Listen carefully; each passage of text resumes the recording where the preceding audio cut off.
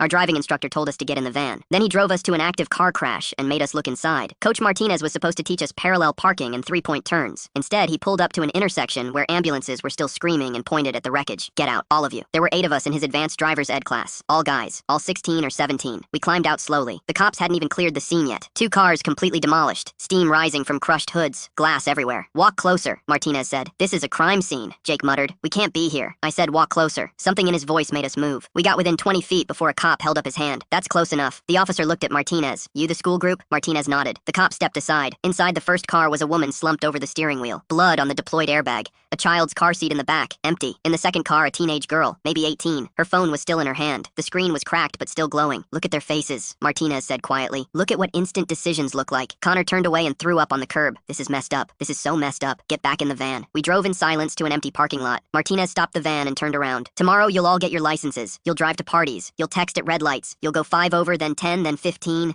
You'll think you're invincible because you're young and you've never seen what I just showed you. Jake was crying. You can't just bring us to a crash scene. That's traumatic. Martinez reached into his jacket and pulled out a photograph. 3 people. A woman, a teenage boy, a little girl in pigtails, my wife, my son, my daughter. He was 17. Had his license for 3 months. She was 6. Loved unicorns. He put the photo on the dashboard. A drunk driver hit them on I-40. Head-on collision. 9:30 on a Saturday night. My son died instantly. My daughter lived for 4 hours. My wife lasted 2 days. The driver walked away with a broken collarbone. The van was silent except for someone's shaky breathing. I was supposed to teach them defensive driving that summer. My son kept postponing the lessons. Said he already knew how to drive. I let it slide because I didn't want to nag. The night they died, he was texting. Drifted into oncoming traffic for 3 seconds. That's all it took. But you didn't text and drive, Connor said. You weren't drunk. No, Martinez said. But I failed to make him understand that driving is violence waiting to happen. I taught him to pass a test. I didn't teach him to be afraid. And fear is the only thing that keeps you alive at 65 miles per hour. He looked at each of us. That woman back there ran a red light. 2 seconds of impatience. The girl in the other car will never walk again. Maybe never wake up. I coordinated with the police department to bring every advanced class to an active scene. Because watching crash test videos doesn't work. Reading statistics doesn't work. You need to see the glass in the street. Smell the gasoline and blood. Hear the sirens. Feel what I felt when they called me at 9:47 p.m. This is abuse, Jake said quietly. You're traumatizing us to process your grief. Yes, Martinez said simply. Just like the driver who killed my family traumatized me because he didn't understand what a car could do. You think what you saw today was traumatic? My daughter's last words were asking when mommy would wake up. Tell me which trauma is necessary. 4 of us reported him to the school board. He was suspended immediately. The other 4 of us drove differently after that day. I check my mirrors obsessively. I never touch my phone behind the wheel. I slow down at green lights. Martinez was fired 6 weeks later. At the hearing, Marcus testified on his behalf. Said his reckless older brother stopped street racing after seeing that crash site. Probably saved his life. The school board didn't care, but I've been driving for 8 years now. Never had an accident. Never even close. Sometimes at red lights I see that empty car seat, that glowing phone screen. And I don't know if Martinez was a monster using teenagers to exorcise his ghosts, or a father who figured out the only way to make death feel real before it is. From behind the wheel, I still can't tell.